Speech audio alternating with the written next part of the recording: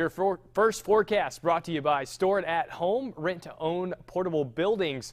Cool day out there today will lead to a cool night tonight, getting down to 35 degrees, clear and cold. The wind should be light enough that some areas could even pick up some frost tonight. Now, we don't have freeze warning in place tonight, but as we go through the next couple of nights, it's quite possible that we could see a frost advisory and/or freeze warnings. Only getting up to 57 today, the first time in a while. We were well below average. We should be around 64, 65. Our overnight low last night, 43, and I've already showed you that we're going down into the 30s tonight. We do have a warm-up on the way over the next couple of days before heavy rain is back in your forecast, maybe even some severe weather to talk about. Of course, I'll have all the details on that coming up in just a few minutes. Your ABC 31 News starts now.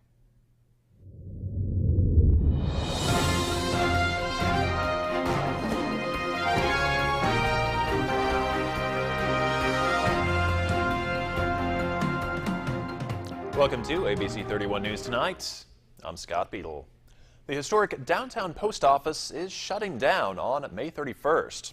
Details in our big story tonight. The U.S. Postal Service says the lease expired and the General Services Administration has not renewed the agreement. Box customers have been notified. Postal services are being transferred to the main facility on Odom Street off the old North Traffic Circle. Federal building is 60 years old and is listed on the Register of Historic Places. Members of the England Authority today agreed to hire a search firm to help with finding a successor for their longtime director, though it was not without some discussion first. The group agreed to spend almost $35,000 to hire a Florida firm which specializes in finding airport directors. At least two commissioners said they want to find someone who has expertise in economic development. Former State Senator Joe McPherson says that's where the England Authority has lacked some muscle in the past in creating value-added jobs. The commissioner who found the firm says they can write the job description to include what the authority wants. That search could take up to 4 months. LSUA held a community outreach summit discussing the future amidst projected budget cuts. ABC 31's Shar Thomas has more. Despite major budget cuts, LSUA leaders plan on moving forward with the 3 R's: recruitment, retention, and revenue. LSUA's Chancellor Gui Yu Wong says they have a game plan for student success. We are going to grow, number one, grow in student enrollment to 4,000 by 2022 and 5,000 students by 2017. That's a 10-year plan. But at the same time, we will also grow the faculty that teach the students and staff that support student services and student success. This afternoon, community leaders were invited out to LSUA for a community summit to hear about some of the plans and endeavors that the university will face in the near future. Student leader Anthony Phelps says he's not worried about the university when it comes to the budget because there is a determined group of people working to increase the growth. People fought back from the ground to come back from that. And like you see in the presentation, Nate, monetarily wise, student wise, faculty wise, everything's on an increase. It is actually contrary to what the state budget will show you for higher education. And so I would not be worried about LSUA in Law. As LSUA continues to grow, they will provide a broad spectrum of affordable undergrad degrees. Shar Thomas, ABC 31 News. One of 2 city marshals convicted in connection with the death of a boy after a high-speed chase in Marksville has lost his appeal to the circuit court. Derek Stafford is serving a 40-year prison sentence for manslaughter in the killing of 6-year-old Jeremy Martis and for injuring his father. Stafford was sentenced last April for the crimes, which happened in the fall of 2015. A 3-judge panel says they found no merit in Stafford's arguments, which included his claim that the sentences are too harsh. Avoyelles deputies have recaptured a Cottonport inmate who fled from the kitchen at the prison in Marksville.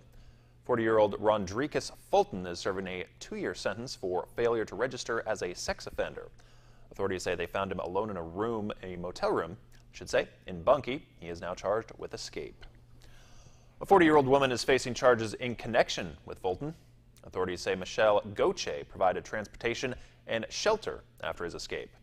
She is facing charges of accessory and simple escape. State agriculture agents are asking for the public's help in finding who's responsible for the death of a cow and 3 calves in St. Landry Parish. Those carcasses were found on the levee near Port Barry.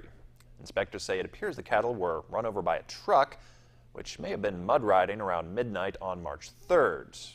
Please call authorities if you have any information that could help solve this crime. A woman from Ball is arrested for drugs by a Grant deputy after he reportedly found her talking to a pickup truck. 41-year-old Terry Lynn Green is charged with possession of crystal meth and paraphernalia. She was taken into custody after she had parked at a church in the Hudson Creek community. Grant deputies arrest a woman after she reportedly changed clothes in a homeowner's carport and was unknown to those residents. 29-year-old Marguerite Anna Davis of Rapides Parish was arrested for possession of drugs and resisting arrest. And a former Fort Polk soldier is sentenced to 25 years in prison for sex crimes involving children.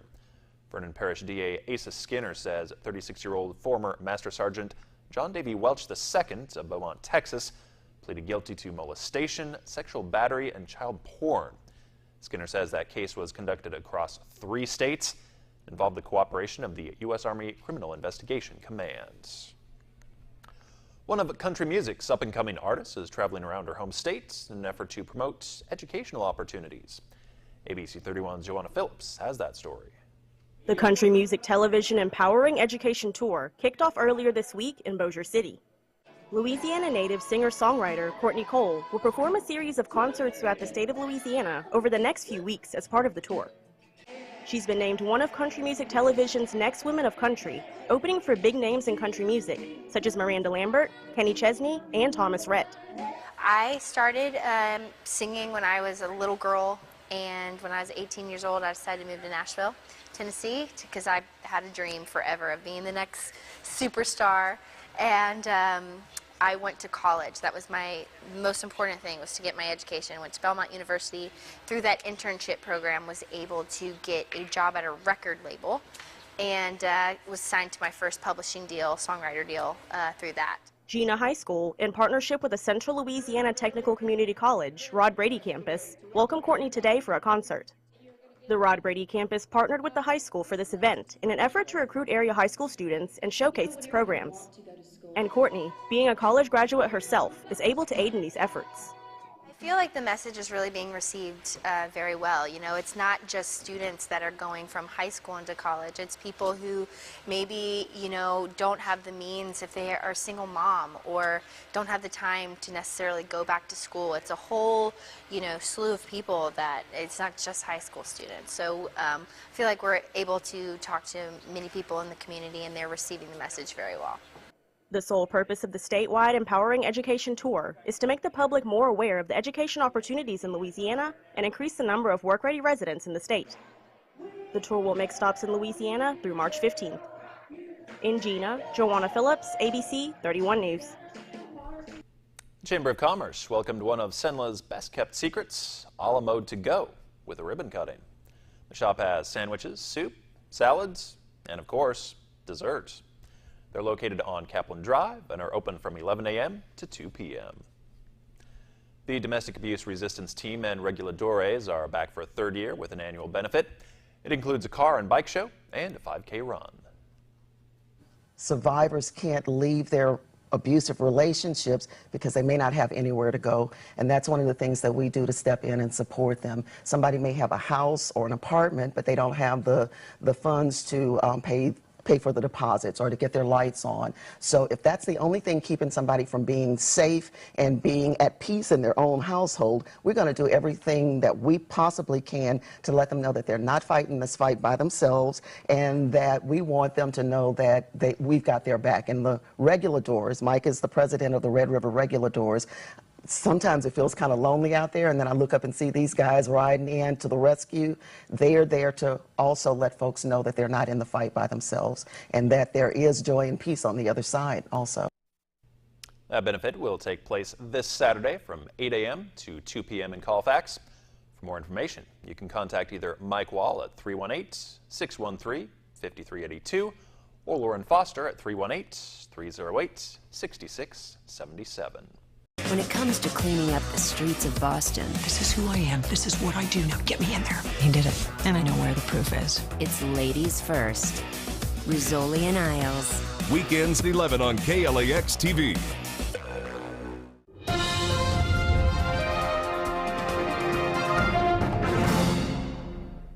Calm and dry conditions, 56 degrees currently. Plenty of sunshine out there as well. We'll lose the daylight here in the next hour or so, but very dry. Our dew point all the way down to 30 degrees. That is dry air. And the reason why it's feeling so crisp outside today, with highs only getting into the 50s in a lot of locations. We will get back up into the 60s tomorrow, and we will warm up. We will also see this dew point continue to climb over the next several days ahead of the next storm system as we move into the weekend. The winds out there haven't been kind to the temperatures either. 13 miles per hour out of the northwest. Always a sign that we have cold air filtering in when our wind is coming across from the north and the west. As we look at our radar out there, pretty quiet. Got the temperature overlay on it as well, and I'll zoom in here. The temperatures will come back up, but showing 50s and 40s all across the region with that green in place. And as far as the radar goes, well, there's nothing going on out there from New Orleans all the way up to Shreveport. Likely to stay that way as we will remain dry overnight tonight, but dropping down eventually into the 30s. And of course, expanded radar here again. Absolutely nothing to show on the radar. As we see what to expect tomorrow, still cool for this time of year. Partly sunny skies. The winds should be a lot nicer to you tomorrow. So as you head out the door, you'll actually be quite comfortable with the temperatures being in the mid 60s. It will actually feel quite pleasant out there tomorrow. High pressure firmly in control. Sunny to partly cloudy for our Friday. And as we go into the weekend, unfortunately, things moisten up and get a little more active. A couple of showers and thunderstorms to worry about on both Saturday and Sunday. Saturday, we'll have to watch a warm front lifting through the region before a cold front swings through. An area of low pressure is going to be relatively close to us. So that sets the stage that we could potentially be watching for severe weather. Calm and dry tomorrow. High pressure actually right on top of us tomorrow, so no worries there. See the return side much more mild, the downwind side much colder. So off to the east tomorrow, colder, off to the west, warmer with that high pressure right on top of us. This is what we're talking about for the weekend. Low pressure will form in central Arkansas. Thunderstorms out into the south of it. Warm front stretched across Tennessee. That sets the sector to the south for the potential of severe weather. This storm will eventually move off and may even become another nor'easter for the northeast. But here, locally, we're going to have to watch for the potential for severe weather over the weekend. 70 by Friday after dealing with 63 tomorrow. Saturday, we'll watch for those thunderstorms and then cooler temperatures filtering right back in as March is the opposite of February, continues to give below average temperatures. That's a look at your weather forecast and your 7-day. Scott? Ross, thank you very much. The CDC has an update about the opioid crisis with some eye-opening numbers. Here's Kenneth Moten.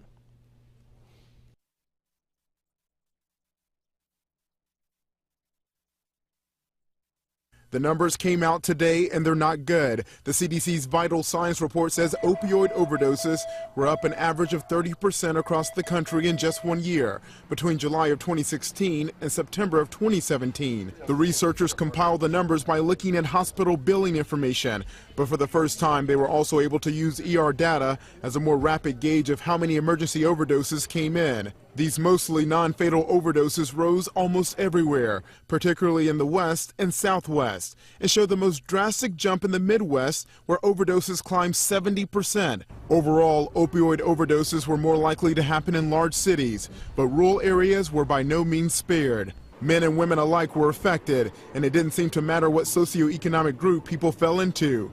Only one state had declines in opioid overdoses: Kentucky. The CDC hopes this new emphasis on quicker data will cause emergency room physicians to be prepared first to treat the overdose, but also have a system in place to get addicts into care that will allow them to break their addiction. When a case seems unsolvable, they see the incredible. Murder, motive, secrets. Bones Weekends. Watch Bones Weekends on KLAX ABC 31. 63 out there tomorrow, maybe a light jacket after starting off rather chilly. We'll be back up to the 70s by Friday, Saturday, watching the potential of severe weather. All right. Thank you, Ross. And thanks for watching. Have a great night.